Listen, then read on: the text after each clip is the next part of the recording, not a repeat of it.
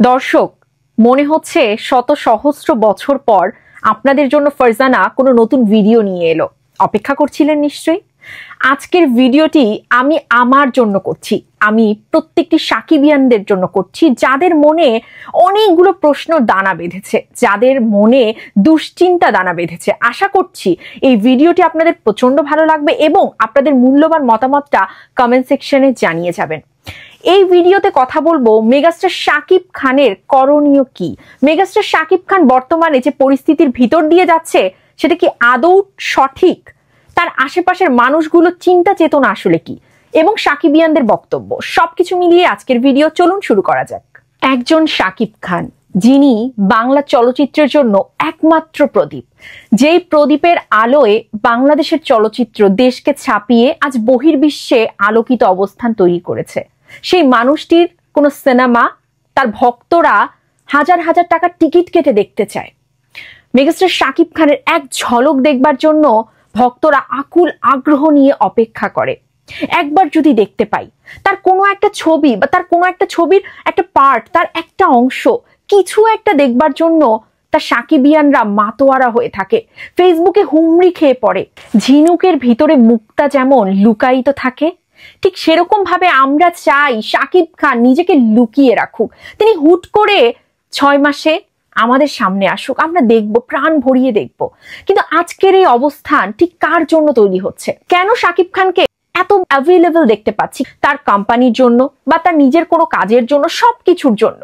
এটা কিন্তু আজকের দিনের কথা না, এটা আরো 2-3 মাস আগে থেকেই তার ভক্তরা বলে আসছে। আজকে এসে বিপিএল এর হার, সবকিছু মিলিয়ে কথাটা আবারও সামনে উঠে আসলো। আমি মনে করছি এই কথাটা আমাদের সবার বলা উচিত শাকিব খানের জন্য। ওই এফডিসি কেন্দ্রিক ঘটনার যে মানুষগুলো ছিল না, তারা আপনার মাথায় কাঁঠাল ভেঙে খেত, আর আজ আপনার মাথায় কাঁঠাল ভেঙে খাচ্ছে তারা আপনারই কোম্পানির মানুষজন। আপনি সেই কোম্পানির ডিরেক্টর। তারা যত্রতত্র যেভাবে খুশি আপনাকে ইউজ করছে, আপনার স্টারডামকে ইউজ করছে। ভালো, ইউজ করা ভালো, এই স্টারডামের জন্যই তারা আপনার কাছে এসছে। কিন্তু এর মানে তো এই নয় যে আপনার সর্বস্বটাই আপনি দিয়ে দেবেন, আপনার সর্বস্বটা তারা লুটে নেবে। এই স্টেটমেন্টের উপর নিশ্চয়ই আপনি সাইন করেননি। করেছেন কি? করেননি তো। আজ বিপিএল নিয়ে এত কথা হচ্ছে কার জন্য? মেগাস্টার শাকিব খানের জন্য। এই বিপিএল তো শেষই হয়ে গিয়েছিল।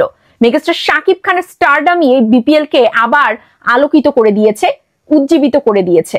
আজ এই নক্ষত্রের আলোয় সমস্তটাই আলোকিত হয়ে যায়, সবাই নিজেকে আলোকিত করতে চায়। তো আমরা কি চাই? আপনার ভক্তরা কি চায়? এই নক্ষত্রের আলোটাকে ধরে রাখতে চায়, সেভ করতে চায়। দর্শক, এই মুহূর্তে দাঁড়িয়ে শাকিব খানের চারপাশে ঠিক কারা বিলং করছে? তারা কি আদৌ ভাবছে শাকিব খানকে ঠিক কিভাবে প্রেজেন্ট করা উচিত? একটা ভিডিও করে জাস্ট ছেড়ে দিল, সে একটা মুনাফা পেল, কিন্তু আলটিমেটলি মেগাস্টার শাকিব খানের আসলে ঠিক কতটা লাভ হলো বা কতটা ক্ষতি হলো আসলে?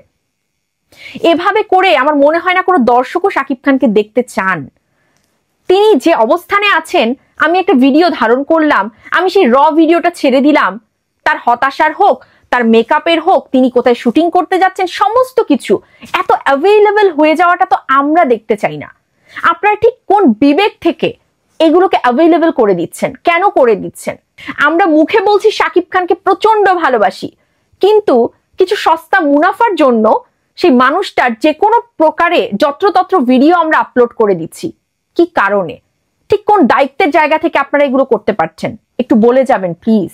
প্রিয় শাকিব খান, আপনি অন্তত এই বিষয়গুলোর দিকে দৃষ্টি দিন, নজর দিন। আপনি ওদেরকে বলুন just stop it here right now.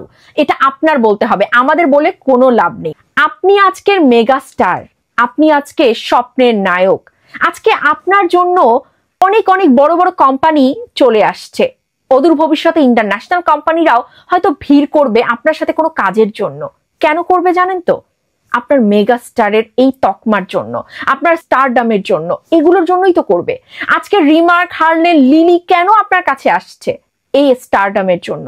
আর এগুলো তৈরি হয়েছে ঠিক কোথা থেকে? সিনেমা থেকে। আজকে সর্বত্র আপনার জয় জয়কার। দিন শেষে আপনি একজন সিনেমার মানুষ, আপনি সিনেমার নক্ষত্র।